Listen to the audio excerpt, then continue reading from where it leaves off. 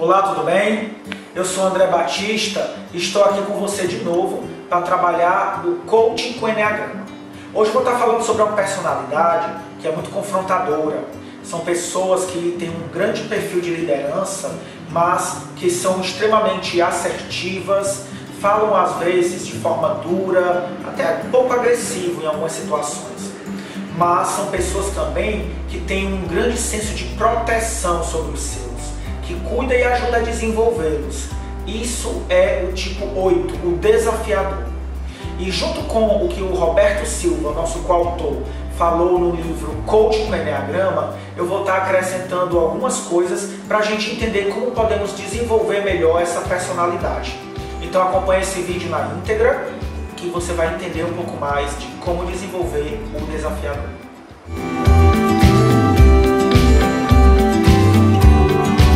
Bom, gente, antes de tudo, se você está gostando da nossa série Coaching com Enneagrama, eu quero te convidar a curtir aqui, se inscrever nesse canal, porque nós vamos estar sempre trazendo novidades sobre o autodesenvolvimento e principalmente sobre como aplicar o Enneagrama no dia a dia, na prática. Eu quero convidar você também a compartilhar esses vídeos com o máximo possível de pessoas, para que a gente ajude a levar o Enneagrama para o máximo possível de gente e assim transformar a vida delas. Transformar a vida delas de uma maneira muito positiva.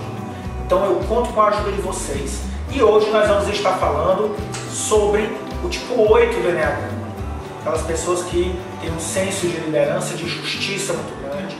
Aquelas pessoas que muitas vezes são consideradas grandes líderes, têm um coração magnânimo, acolhedor, mas também um pulso bem firme, tanto na liderança quanto na vida pessoal. Às vezes também as pessoas reclamam muito da teimosia desse tipo 8, da inflexibilidade dele. Bom, de qualquer maneira, eu vou trazer quais são as principais demandas que levam essa personalidade tão forte, tão firme, para dentro do processo de coaching.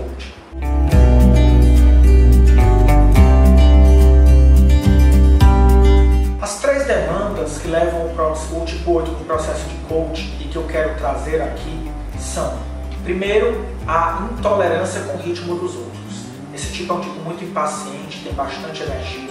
Isso faz com que ele fique profundamente incomodado com pessoas que não executam as coisas ou não têm a mesma velocidade de pensamento e ação que eles. E isso gera muitos conflitos dentro da equipe e acaba atrapalhando o desenvolvimento do tipo 8 dentro da gestão, como parte de uma equipe. O segundo aspecto é a questão da comunicação. A comunicação do 8, que muitas vezes é excessivamente assertiva, ao ponto de se tornar agressiva.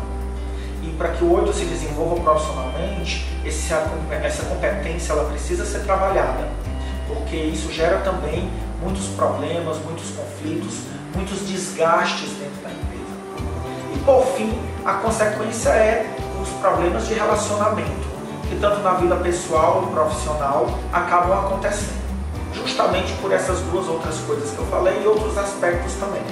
E aí, muitas vezes o tipo 8 procura um coach quando ele vivenciou esse tipo de problema de relacionamento na sua vida pessoal ou até profissional também, mas muitas vezes é no pessoal.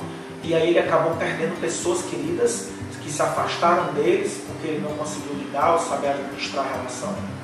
E o outro aspecto é quando a empresa percebe o potencial que essa pessoa tem, tipo 8 de liderança e de gestão, mas identifica que a habilidade de se relacionar é um obstáculo no crescimento.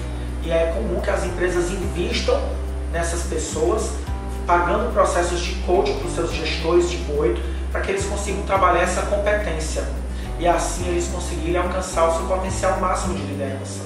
Então essas são algumas das demandas que costumam levar o tipo 8 no processo de coaching. Fique atento, dê uma parada agora e preste bastante atenção. Eu vou falar de quais são os principais desafios ou armadilhas que você pode enfrentar ao conduzir um tipo 8 no processo de coaching. A primeira coisa é que é muito importante que você adquira uma postura muito transparente, objetiva e clara ao se comunicar com o tipo 8. Se posicionar também numa postura de firmeza e ao mesmo tempo de abertura, para que o 8 perceba em você que existe também ali um ponto de segurança, para que o 8 entenda que você é tão forte e competente quanto ele, e assim ele se sinta à vontade em partilhar com você as questões que o incomodam. O segundo aspecto que você é convidado a estar atento é a impaciência do tipo 8. Essa coisa dele querer tudo muito rápido. Isso faz com que ele muitas vezes ache que o processo de coach está indo lento demais, que as mudanças não estão acontecendo na velocidade que ele quer que aconteça.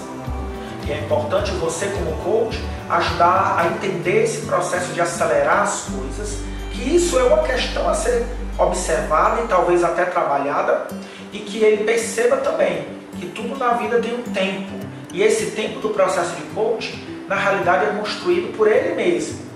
Então, é importante você, como coach, ajudá-lo a perceber as consequências dessa impaciência na vida dele como um todo e evitar que isso se torne um sabotador do processo.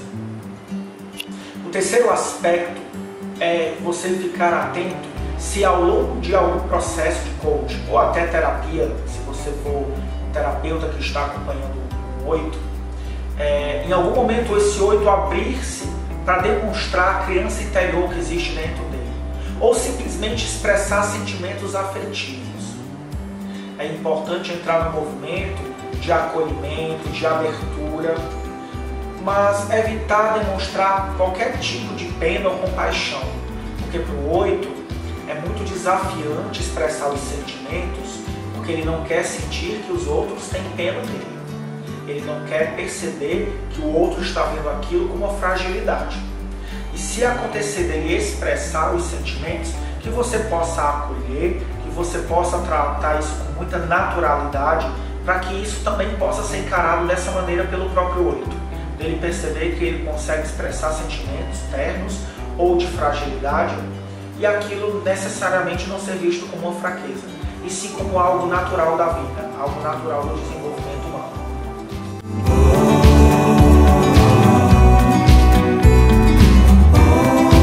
A primeira é você trabalhar bastante a questão corporal com o 8, porque ele precisa ter técnicas que ajudem a extravasar a raiva e a energia excessiva que existe dentro dele, até para ele não descontar em cima das outras pessoas.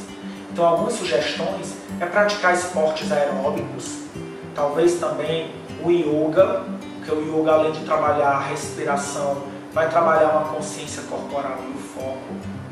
É importante também uma arte marcial, pois traz a questão da disciplina e a questão da expressão da raiva de uma maneira positiva, sem necessariamente ser uma agressividade que causa danos. Então, essas são algumas sugestões a nível corporal do que pode ser trabalhado no tipo 8. Já a nível mental, o interessante é você talvez ajudar o tipo 8 a meditar ou realizar técnicas de práticas de atenção. A meditação até seria o mais indicado. E ajudar o 8 também a desenvolver uma prática, que isso eu costumo trazer para os meus clientes, que é de quando ele se perceber que está sendo tomado pela raiva, ele começar a fazer o exercício de perguntar a si mesmo: o que é que eu ganho e o que é que eu perco se eu deixar essa raiva vir à tona?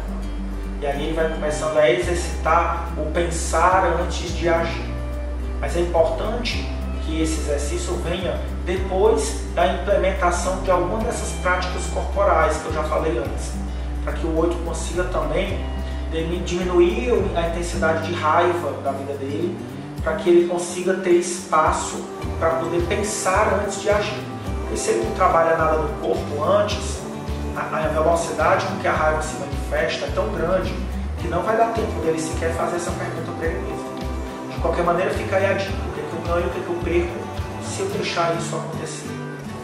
E a última dica que eu gostaria de deixar é a nível de coração. Que você possa ajudar o 8, talvez, a escolher uma pessoa que ele confie muito e partilhar alguma fragilidade emocional que ele tenha, que ele perceba, algum momento desafiante da vida dele.